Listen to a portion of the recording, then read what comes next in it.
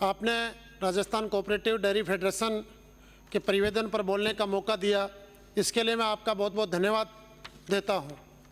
साथ ही इससे बड़ी विडंबना नहीं हो सकती कि जो किसानों का मुद्दा है, जिससे किसानों का हित जुड़ा है, और आज ग्रामीण परिवेश में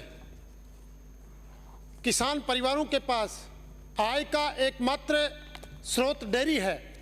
दूध के जरिए वो अपना परिवार पाल रहे हैं, और ऐसे मुद्दे पर आज सदन में चर्चा हो रही है और विपक्ष का यहाँ पर ना होना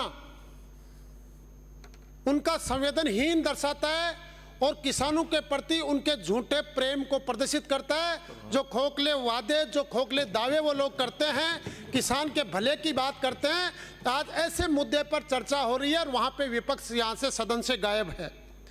माननीय अध्यक्ष महोदय, मैं आपके माध्यम से सदन को कहना चाहता हूँ कि वर्तमान में जो आरसीडीएफ के अंतर्गत जो भी संघ पंजीकृत हैं और जहाँ पे हम लोग दूध एकत्रित कर रहे हैं, वहाँ पर आज किसानों की स्थिति ये है कि सरकारी अनुदान मिलने के बाद भी, 5 रुपये अनुदान मिलने के बाद भी आज किसान के दूध की रेट प्राइवेट डेयरी से कम है।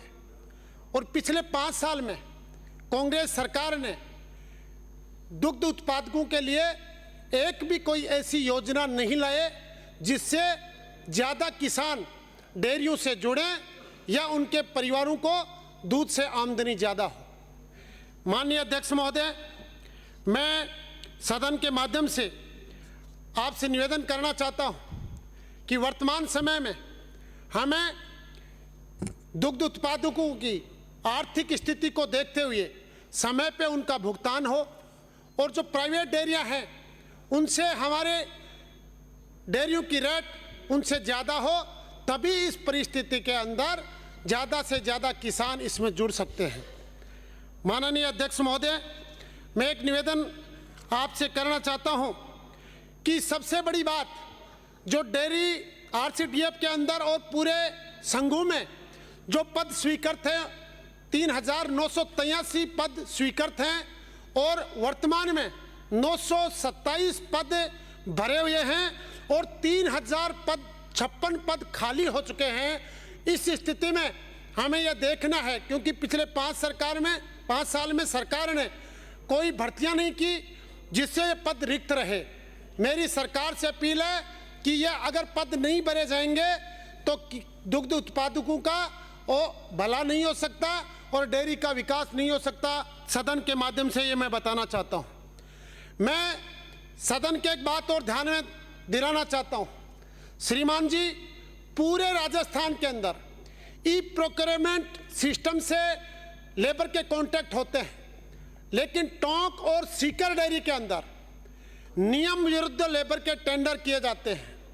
और सीकर झुंझुनू दुग्ध उत्पादक संघ में पिछले 20 सालों से एक ही फर्म और उसकी शैडो फर्म को कॉन्ट्रैक्ट दिए जाते हैं।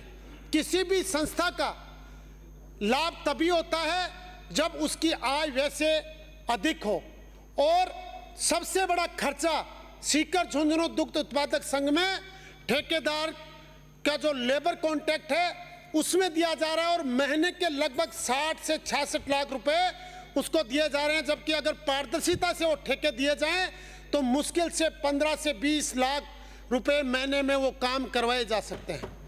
माननीय अध्यक्ष महोदय, मैं एक बात का निवेदन और भी करना चाहता हूं कि पूर्व में जनश्री योजना के तहत जो दुग्ध उत्पादक मेंबर जो सदस्य होते थे, उनके बच्चों को 9th से 12th तक छात्रवृत्ति दी जाती थी, जो पिछली सरकार ने 5 साल में वो छात्रवृत्ति बंद कर दी, जिससे भी दुग्ध उत्पादकों का मोह थोड़ा डेयरी के प्रति भंग हुआ है।